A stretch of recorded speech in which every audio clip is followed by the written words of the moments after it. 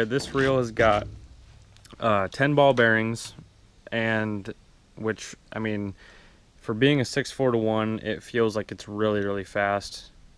I mean, it's supposed to be a cranking reel. This is, I mean, a lot of guys will say you need to go like with a 5 point whatever to 1 gear ratio for cranking, but I use 6.4 to 1.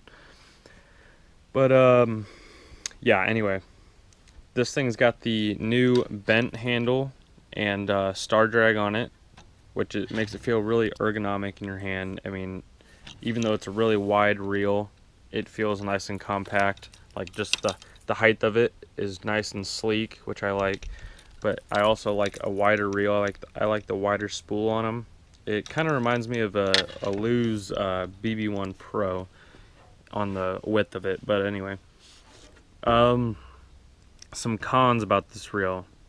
My first one that I got, which I sold last winter to Chase from the Lunker Hunter channel, when I used it for about a year, and then the finish on this button right here wore off after about a year of using it.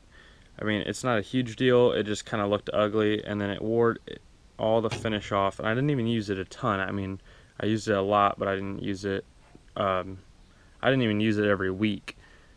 But it wore down to kind of like a coppery finish, but that's literally the only problem I've ever had with this reel.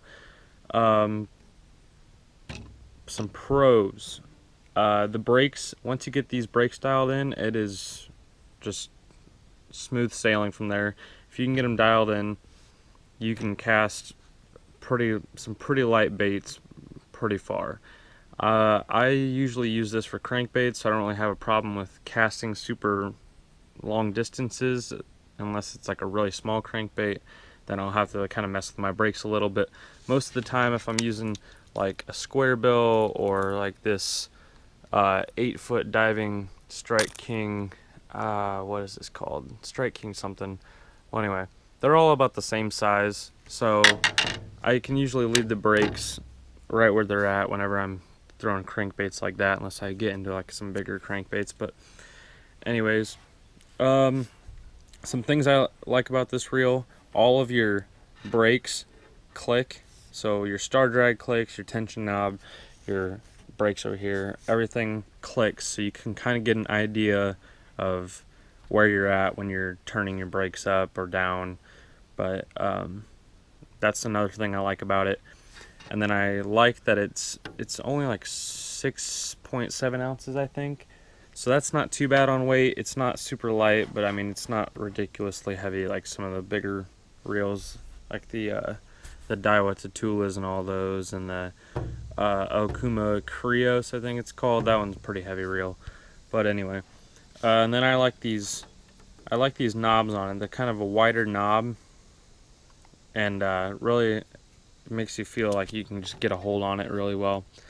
And then another thing that I like about this reel, the colors on this thing.